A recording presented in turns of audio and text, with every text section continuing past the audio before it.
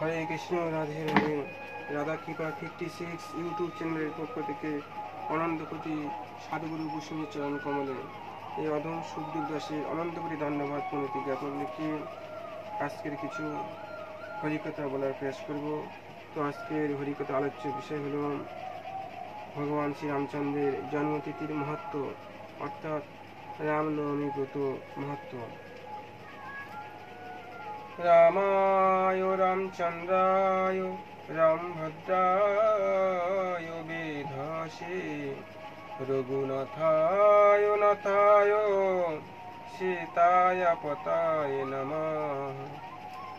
দশরথায় বিদ্মহে সীতাবল্লভায় ধীমহি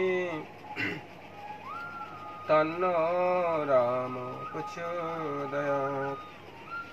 রাধে রাধে, হরি বল হরি বল। তো আগামী ৪ঠা বৈশাখ 17ই এপ্রিল 2024 বুধবার শ্রী শ্রী রামনবমী ব্রত। তো এই রামনবমী ব্রতর মহত্ব কি, এই ব্রত করলে কি হয়, না করলে কি হয়, সেটা আমরা স্বাস্থ্যসম্মতভাবে শ্রবণ করব। হে ভক্তগণ, আমরা এই ব্রত মহত্ব শ্রবণ করব। চলুন সেই ব্রত মহত্ব আমরা এখন শ্রবণ করি। অগস্ত্য সংহিতায় লিখিত আছে, হে ব্রাহ্মণ, চৈত্র শুক্লা নবমী তিথিতে একমাত্র পরম ব্রহ্ম রঘুকুল ধনুর্ধর রাম আবির্ভূত হইয়াছিলেন। অর্থাৎ রামচন্দ্র ভগবান চৈত্র মাসে শুক্লা নবমী তিথিতে প্রকট হয়েছিলেন, আবির্ভাব হয়েছিলেন। সুতরাং তৎদিনে অর্থাৎ সেই দিনে রামনবমী দিনে উপবাস ব্রতাদি অনুষ্ঠান কর্তব্য। এবং অগস্ত্য সংহিতায় অন্যত্র লেখা আছে, মুমুক্ষুগণ বিশেষত দেবশ্রেষ্ঠ ইন্দ্র সর্বদা রামনবমী ব্রত পরিত্যাগ করেন না। যে মূঢ়মতি রামনবমী সমাগত দেখেও উপবাসী না থাকে, কুম্ভিপাক নরকে তাকে পচ্যমান হইতে হয়। অর্থাৎ সামনে রামনবমী ব্রত আসছে, জেনে শুনে যে ব্যক্তি রামনবমী ব্রত করে না, উপবাস করে না, তাকে কুম্ভিপাক নরকে পচতে হয়। মোহবাসে রামনবমীতে আহার করলে সেই মূঢ়মতি ভীষণ কুম্ভিপাকে পচ্যমান হয়, সন্দেহ নাই।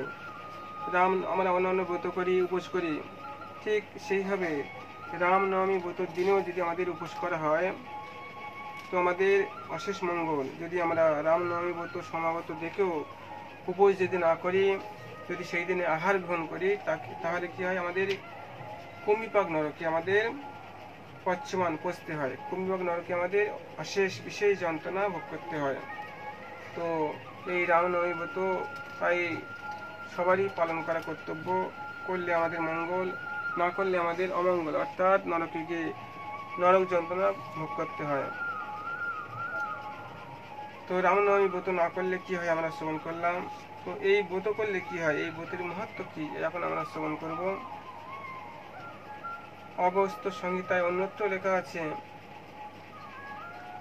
শ্রী রামনবমী কোটি সূর্যগ্রহণ অপেক্ষা শ্রেষ্ঠ।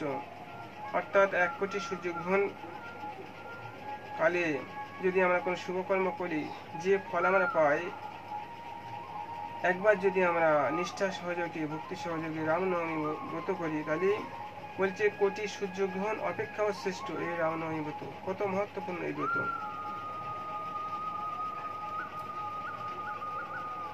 ওই মহাপুণ্য স্বরূপ রামনবমী দিবসে ভক্তি সহকারে রামের উদ্দেশ্যে যে কোনো কর্ম করা যাক, তাহাই ভববন্ধন ছেদনের হেতু হয়।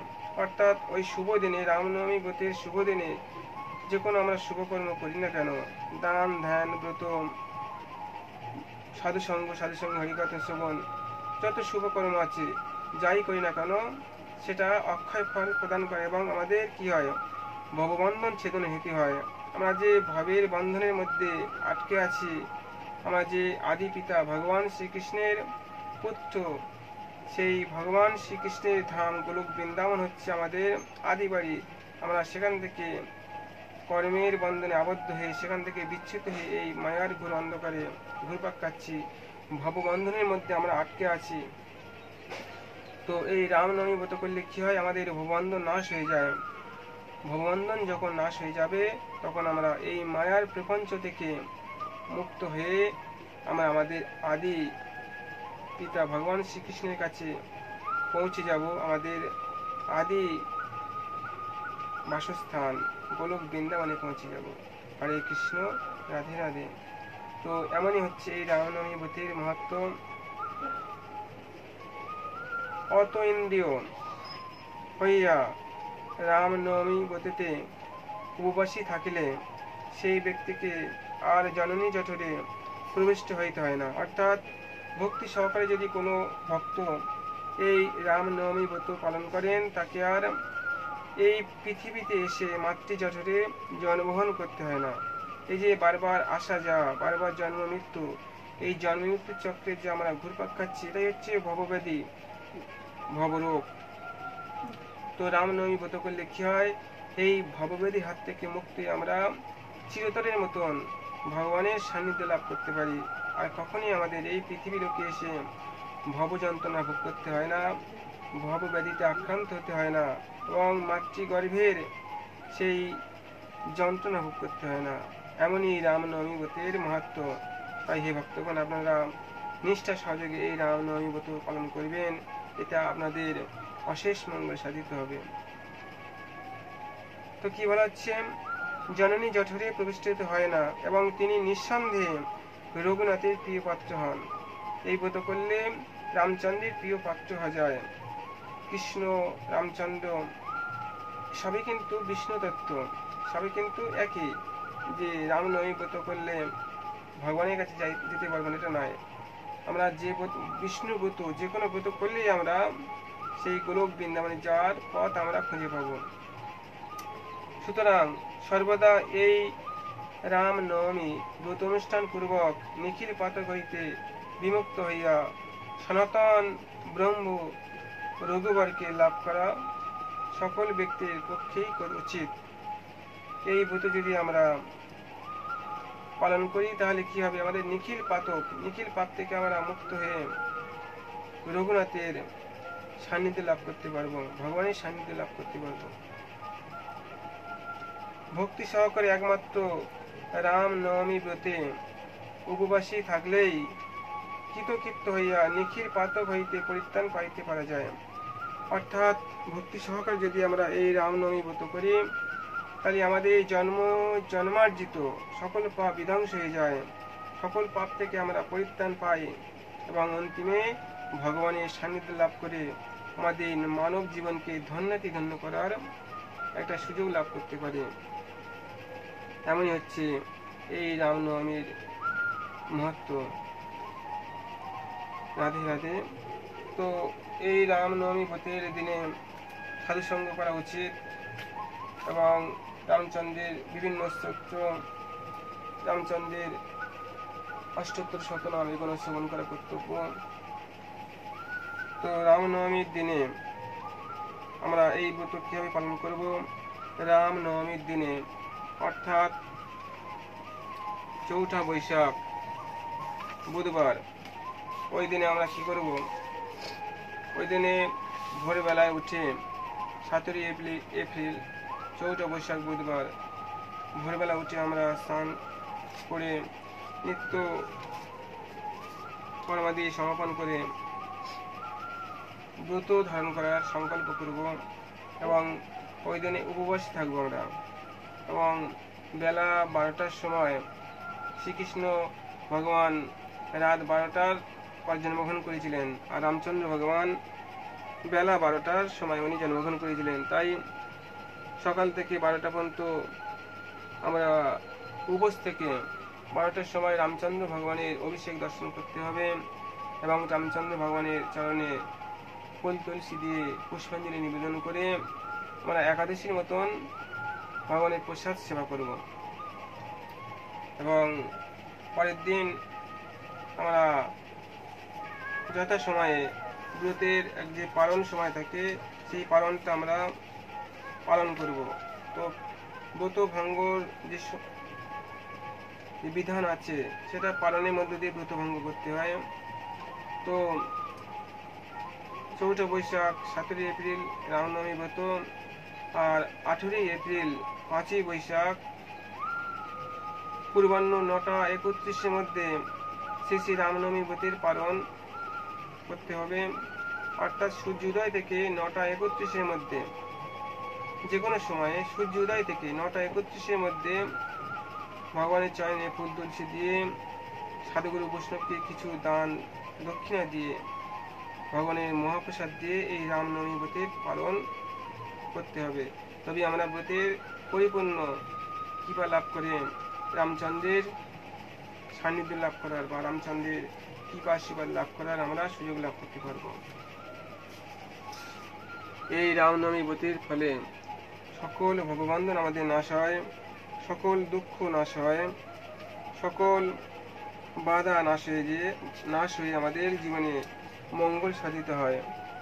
তো এই রামনবমী ব্রত সকল ব্যক্তির করা কর্তব্য, করলে অশেষ মঙ্গল, না করলে নরকে গিয়ে আমাদের অশেষ দুঃখ যন্ত্রণা ভোগ করতে হয়।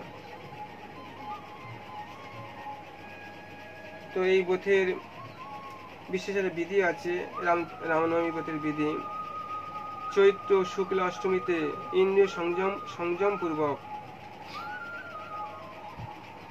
প্রাতঃস্নান করতে হবে। তদন্তর দান্ত কুটুম্বী নিরন্তর বেদশাস্ত্র পরায়ণ, রামার্চন অর্চনা নিরত, সুশীল দন্তশূন্য দম্ভশূন্য, রাম মন্ত্রের বিধিবেত্তা কেবলমাত্র রাম মন্ত্রের সাধক বিপ্রকে আহ্বান এবং প্রার্থনাপূর্বক কহিবে, হে দ্বিজশ্রেষ্ঠ, আমি রামমূর্তির অর্চনা করিব, এ বিষয়ে আপনি রঘুনাথ স্বরূপ, সুতরাং কৃতচিত্তে আচার্যপদ গ্রহণ করুন। তদন্তর ভূরি প্রমিত সাত্বিকান্ন দ্বারা আচার্যকে ভোজন করাইয়া সহৃদয়ে রামকে ধ্যান করতে করতে স্বয়ং আহার করিবে। অর্থাৎ রামনবমী ব্রতের আগের দিন কোনো সাধুগুরু বৈষ্ণবকে সম্মানপূর্বক আহ্বান করে তাকে কিছু দান দক্ষিণা দিয়ে এই ব্রতের সংকল্প গ্রহণ করতে হয়। তো এই ব্রতের সংকল্প মন্ত্রটা আমি বাংলায় বলছি। সংকল্প মন্ত্র হচ্ছে, আমি এই রামনবমী দিনে আরাধনা পরায়ণ হইয়া অষ্টপ্রহর উপবাসী থাকিব এবং বিধানে অর্চনাপূর্বক সযত্নে রাম পিতার্থই এই রাম প্রতিমা সুবুদ্ধি রাম ভক্তকে অর্পণ করিব। রঘুপতি সন্তুষ্ট হইয়া বহু জন্মার্জিত অত্যন্ত ভূরি পরিমিত পাতক আশু বিধান করুন। এই মন্ত্রে সংকল্প করতে হবে। তো এইভাবে অর্থাৎ এক কথায় ভক্ত সঙ্গে ভজনের মধ্য দিয়ে, হরিকথার মধ্য দিয়ে, রামকথার মধ্য দিয়ে যদি আমরা এই রামনবমী ব্রত পালন করতে পারি তো আমাদের অশেষ মঙ্গল সাধিত হবে। তো আগামী 4 বৈশাখ 17 এপ্রিল বুধবার আপনারা নিষ্ঠার সঙ্গে ভক্তি সহযোগে এই রামনবমী ব্রত পালন করবেন এবং রামচন্দ্রের অশেষ কৃপাভাজন হয়ে আপন আপন মানব জীবনকে ধন্যাতে ধন্য করার চেষ্টা করবেন। তো এই পর্যন্ত আমি এই রামনবমী ব্রতের মাহাত্ম্যের সংক্ষিপ্তভাবে মাহাত্ম্য বর্ণনা করলাম। যদি এই ভিডিওটি আপনাদের ভালো লাগে তো আপনারা কৃপা করে একটি লাইক করবেন এবং আপনাদের মূল্যবান বক্তব্য কমেন্টে জানাবেন। যারা এই চ্যানেলে নতুন ভিডিও দেখছেন আপনারা কৃপা করে এই চ্যানেলকে সাবস্ক্রাইব করবেন এবং বেল আইকনে ক্লিক করে নোটিফিকেশনে অন করবেন, যাতে অন্যান্য ভিডিও ছাড়ার সঙ্গে সঙ্গে আপনারা পেতে পারেন। তো এই পর্যন্ত বলে আমি হরিকথায় বিশ্রাম রাখছি। বাঞ্ছা কল্পতরুভ্যশ্চ কৃপা সিন্ধুভ্য এব চ পতিতানাং পাবনেভ্যো সর্ববৈষ্ণবেভ্যো নমো নমঃ। হরে কৃষ্ণ, রাধে রাধে।